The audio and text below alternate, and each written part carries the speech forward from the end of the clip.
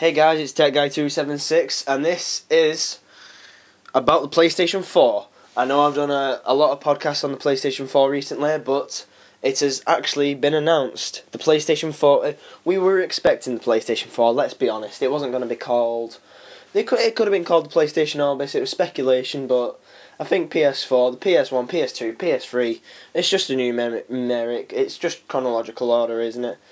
That's not the right word, but you know what I'm on about. PlayStation 4, the leaks were right about the controller. It's got a touchpad on it. The select and start buttons are in the different positions. The directional buttons haven't changed.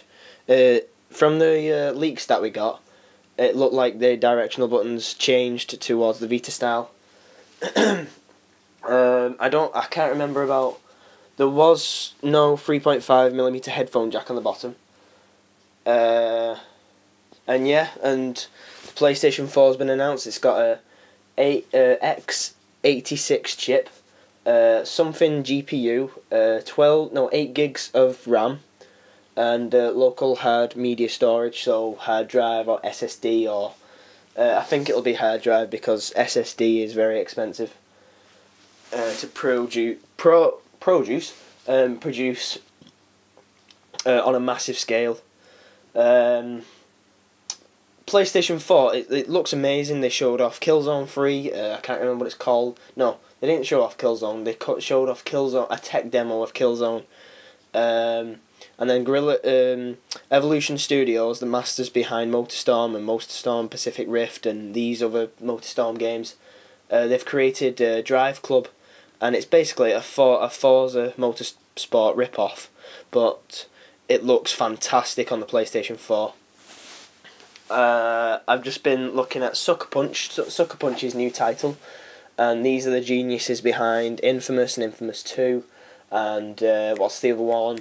Sly Cooper, and they've gone with the same style, like the same comic book style. Like he was talking about how our lives are very secured, and if we go to an airport and if we want to go on a flight, we've got to go through 2 hours of security checks and waiting around, and this is the same for a lot of people.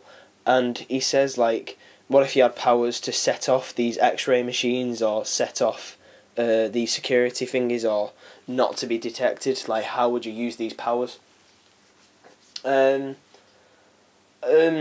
haven't seen the box of the PlayStation 4 yet. We haven't seen the case. We haven't seen anything of the PlayStation 4 yet. All we know is what specs it has, what games it can run. The games, oh, don't get me started. I don't know if it's a cutscene, but the start of Killzone, the game for PlayStation 4, I don't know if it was a tech demo or an actual new game, but the reflections from all the buildings, and it reminded me of actually real life. It reminded me of being in Dubai again, because I've been to Dubai, and I've looked down. I've been to the tallest building in the world, the Burj Khalifa, and I've looked down, and the cityscape of Dubai is incredible, and that's the feeling I got when I was watching Killzone tech demo. And it's I know everybody says this, but it is actually amazing how technology has come. Just think, 10 years ago, we were playing GTA 3 or GTA San Andreas, and not even 5 years ago. Let's say GTA San Andreas came out in, I think it came out in 2005. I'm not sure, but just think about it. The graphics have improved so much. Even phones now. I'm gonna make it related to phones, but the standard of what gaming can be has just improved so much in the past few years that it's incredible how I don't know where all these companies have just gone, right, we're going to put 8 cores in that 2cm by 2cm processor. I don't know how they do it. I know there's many clever people behind these processors. Thank God the person who created the microchip is just thank God the guy who created the microchip is an absolute genius.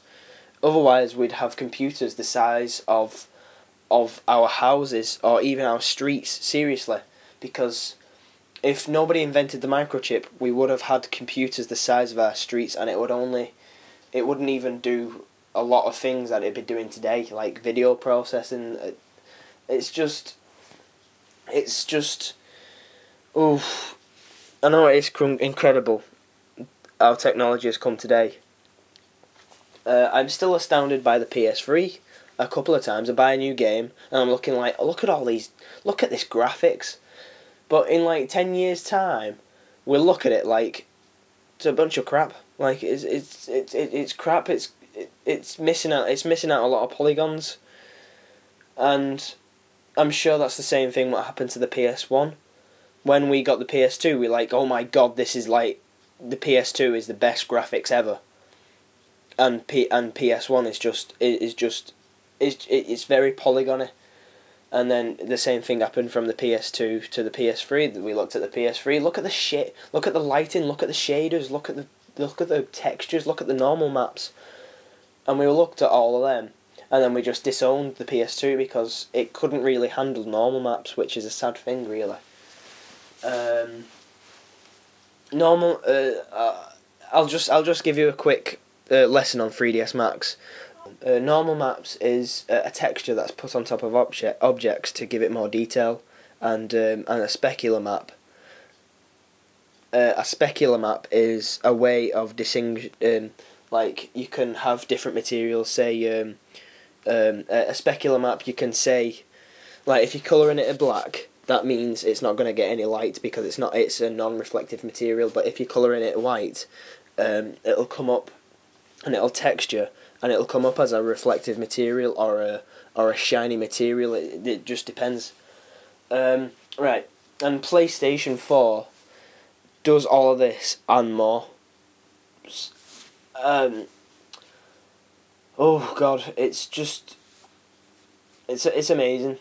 That's all I'm gonna say, and I might be exaggerating, but the PS4 is the next step forward. Just a couple of more things. Say if somebody wants, it's just the same as the Wii U. Say if you're playing on your PS4 and your wife or your girlfriend or your friend comes over or your mum comes over and says, I want to watch the telly, there's something on. Well, all you do is transfer. You can remote play via the PlayStation Vita, the games. You can take the game with you. If the developers put in the time to code for the PlayStation Vita so you can actually take it away with you, that would be pretty good. But one that gets me, on the PS4, there's an R2 and an L2 button, and it gets me that there is only one L and left and right trigger.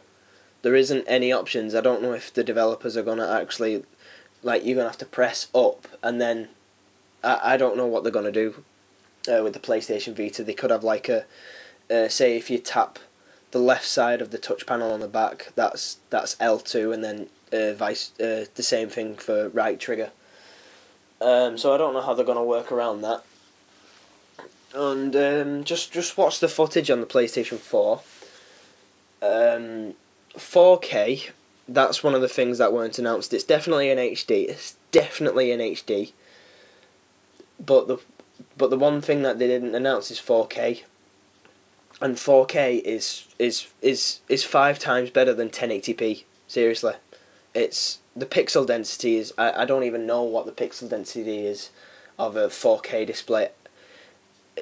It's got to be like, I don't know, 10,024 times by 7,020.